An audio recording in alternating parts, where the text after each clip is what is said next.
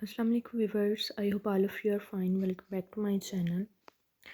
आज का जो हमारा टॉपिक है वो बीएस इंग्लिश 7th सेमेस्टर से है। इसमें एक बुक है शॉर्ट स्टोरीज़, जिसमें तकरीबन 16 to 17 शॉर्ट स्टोरीज़ इंक्लूड हैं। आज की वीडियो में मैं आपको बताऊंगी कि इनमें से कौन सी शॉर्ट स्टोरीज़ मोस्टली पेपर्स में आती हैं और कौन कौन सी हमें करनी चाहिए, और उन शॉर्ट स्टोरीज़ में भी हमें कौन कौन से क्वेश्चंस याद करने होंगे पेपर पैटर्न के हिसाब से। तो फर्स्ट है द ममी।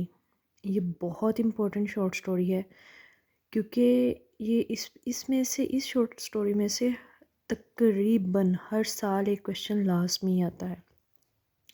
और मैं इस वीडियो में मैं आपको बताऊंगी कि हमने किस तरह इन शॉर्ट स्टोरी पे 16 के 16 तो हमने नहीं याद की थी ना ही किसी से होती, इतना ज़्यादा सिलेबस कौन याद करे।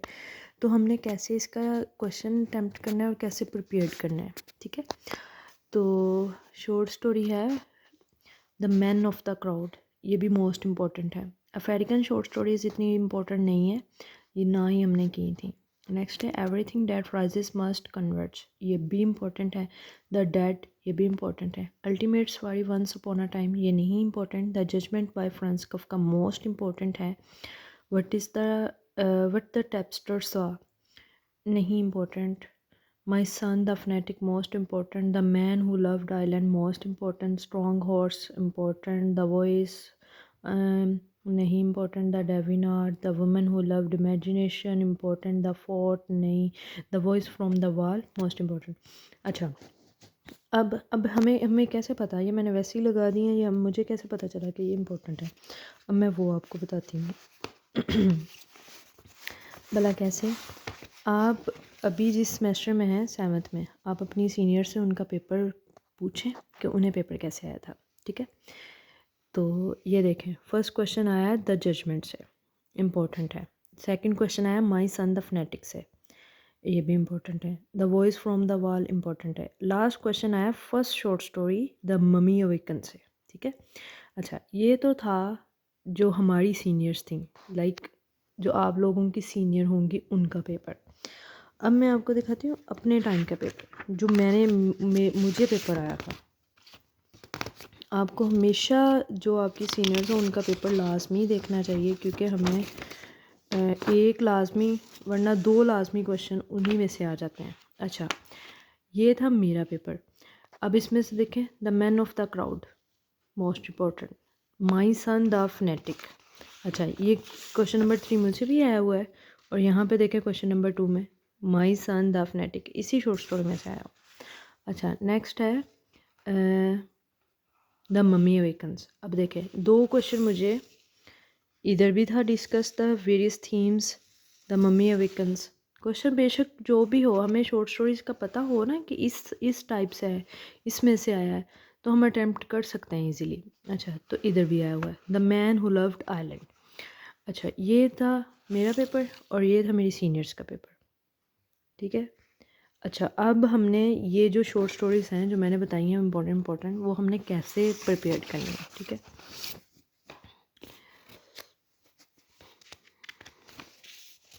मम्मी अवेकन्स पे तो मैंने वीडियो ऑलरेडी पोस्ट कर दी हुई है शॉर्ट्स में, इसके नोट्स। हमने सबसे पहले जो पोइम के राइटर है उस पर एक पैराग्राफ, ठीक है, तकरीबन 7 to 8 लाइंस का हो, और उसके नीचे या तो उसकी राइटिंग के हिसाब से या फिर उसकी जो पोइम है उस हिसाब से एक कोटेशन हो लाजमी उस पैराग्राफ के नीचे या फिर उस पैराग्राफ के स्टार्ट पे, ठीक है। उसके बाद उस राइटर का थोड़ा सा राइटिंग स्टाइल, वो बेशक 3 to 4 लाइंस का ही हो, लेकिन हम 7 to 6 का इसलिए करते हैं ताकि जब हम लिख रहे होते हैं ना तो हमें कुछ कुछ लाइंस बीच में से स्किप हो जाती हैं हमारे माइंड से। तो तकरीबन अगर हम 7 to 8 लाइंस का करें तो हमें 5 या 6 या मोस्टली 4 to 5 लाइंस अच्छे से याद रहती हैं। तो फिर हमने वो ऐड करनी है, ठीक है। कोई भी हमें क्वेश्चन आए, हमें पता हो कि वो मम्मी अवेकन्स में से आया है, ठीक है। तो सबसे पहले हमने उसके राइटर पे एक पैराग्राफ, देन उसके स्टाइल पे 4 to 5 लाइंस, फिर उसकी मेन जो उसकी पोइम है उसका इंट्रोडक्शन, कि उस पोइम में ओवरऑल बताया क्या गया है, ठीक है। उसके बाद पोइम का इंट्रोडक्शन ऐड कर दिया। उसके बाद फिर हमने आना है इसके मेन क्वेश्चन पे, या फिर आप उसमें इम्पोर्टेंट कैरेक्टर्स भी डिस्कस कर सकते हैं। उसके फिर थीम्स, हर पॉइंट पे आपने ये 5 to 6 चीज़ें लाजमी करनी है।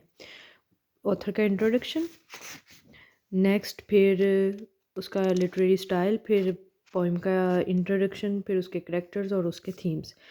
तो ये 5 चीज़ें, कोई भी क्वेश्चन आ जाए इस पोइम में, आप एग्जैक्ट ऐसे ही अटैम्प्ट कराएंगे, आपको बहुत अच्छे मार्क्स मिलेंगे, बहुत ज़्यादा अच्छे, यकीन करें बहुत ज़्यादा अच्छे, फुल बाय फुल भी आ जाते हैं अगर कोई मिस्टेक ना हो। अच्छा, दूसरी पोइम है उसके बाद the man of the crowd. ठीक है, इसमें भी ऐसे ही ऑथर की बायोग्राफी, ठीक है, उसके बाद स्टोरी का इंट्रोडक्शन, फिर इसके थीम्स। सबसे पहले ऑथर की बायोग्राफी, ये एग्जैक्ट क्लियर वर्डिंग में है। फिर भी अगर आपको ना समझ आए तो फिर आप मुझे कमेंट बॉक्स में बता दीजिएगा, मैं सिंगल सिंगल की वीडियो बना के पोस्ट कर दूँगी।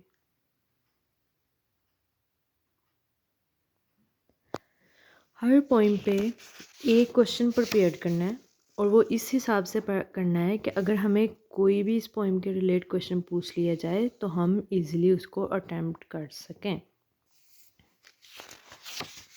नेक्स्ट है a man of the crowd का एक मोस्ट इम्पॉर्टेंट क्वेश्चन है कि इसमें कौन से ड्रामेटिक एलिमेंट्स यूज्ड हुए हैं। ठीक है, तो ये एक क्वेश्चन हमने किया है।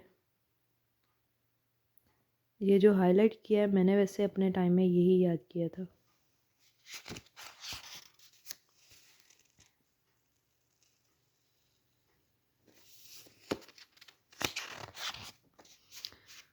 नेक्स्ट है everything that rises must converge. Author की बायोग्राफी, कैरेक्टर स्केच,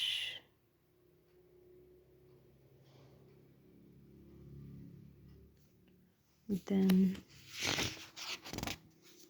इसमें एक इम्पोर्टेंट थीम है, एक ही जस्ट है, रेसिज्म का।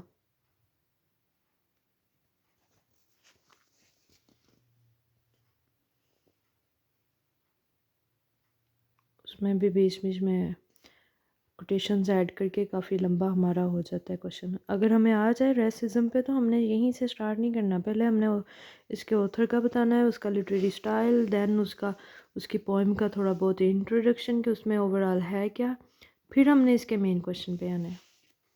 और अक्सर शॉर्ट स्टोरीज में इसके टाइटल को डिस्कस किया गया, टाइटल को स्टार्ट पे डिस्कस करना है। और अब है the dead by James Joyce.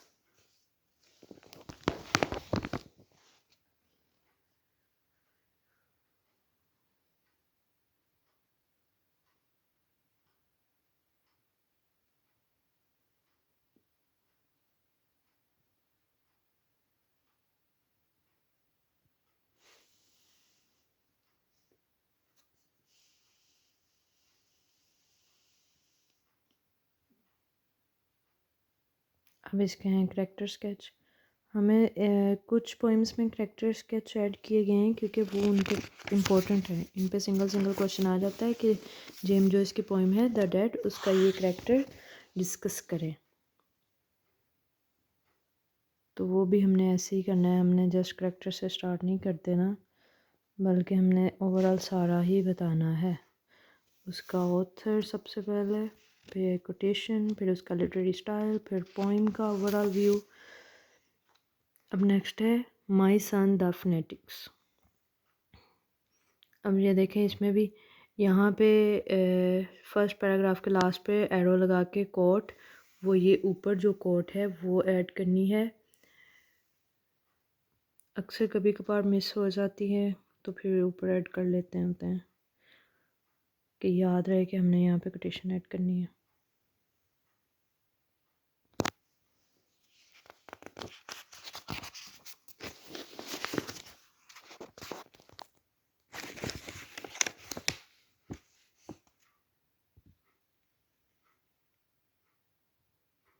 अब इसके क्रिटिकल एप्रिसिएशन में पहले टाइटल, फिर स्ट्रक्चर, फिर सेटिंग, फिर नरेशन, फिर लैंग्वेज, फिर सिंबॉलिक, एलिमेंट्स, उसके बाद थीम्स, और फिर सबसे लास्ट में आता है कल्चरल डिफरेंसेस का थीम है, एक आइडेंटिटी थीम है, और बस फिर कंक्लूजन। ये इसकी कोट्स देखे, अब लास्ट पे ये सारी ऐड कर ली हुई हैं एक ही जगह पे, कि ये सारी कहीं पे भी यहाँ पे हमें लगे कि ये हमारी वो हमने कोटेशन याद की थी, अब यहाँ पे रिलेट कर रही है इस पैराग्राफ के साथ, तो हम वहाँ ऐड कर देंगे।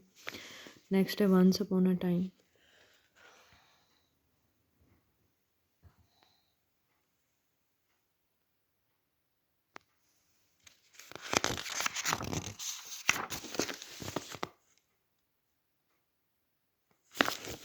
ठीक है, ये एक एक क्वेश्चन ही सारी शॉर्ट स्टोरीज पे प्रिपेयर किया गया है।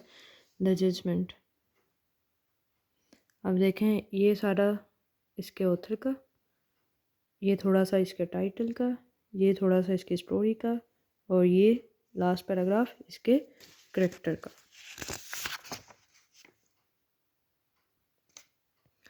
फिर अब ये इसकी समरी, ये इसके थीम्स। समरी भी मोस्टली बस पढ़ने के लिए होती है, क्योंकि ओवरऑल क्वेश्चन समरी पे कभी भी नहीं आता कि हमें भी इस शॉर्ट स्टोरी की समरी लिखना, ऐसा कभी नहीं होता। थीम्स पे आ जाता है। आगे है the man who loved Ireland.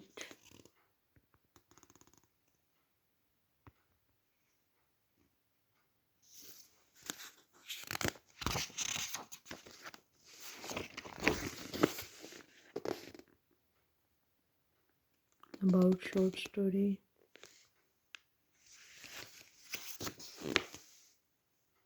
Then है स्ट्रॉन्ग हॉर्स टी,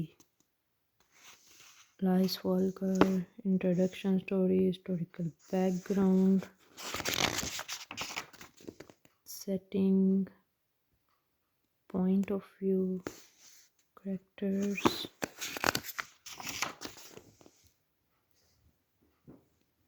ये सारे कैरेक्टर्स हैं। समरी यहाँ से स्टार्ट हो जाती है। ये दरअसल कैरेक्टर सारी डिटेल ये उसी हिसाब से बनाई हुई, ये थी हमारी असाइनमेंट, तो हमने ये उसी हिसाब से ऐड की हुई है, डिटेल्ड असाइनमेंट।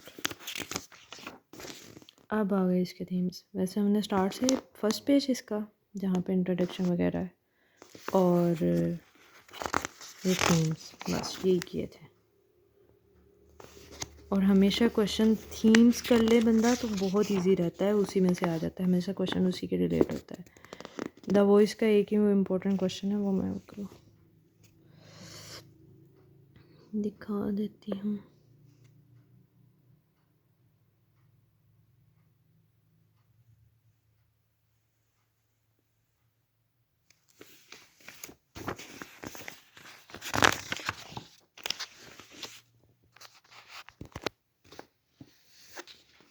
वीडियो का फिल्म भी हो चुकी है।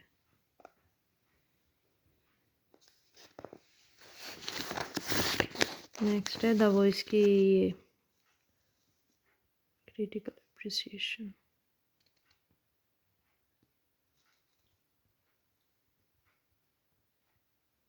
कैरेक्टर्स,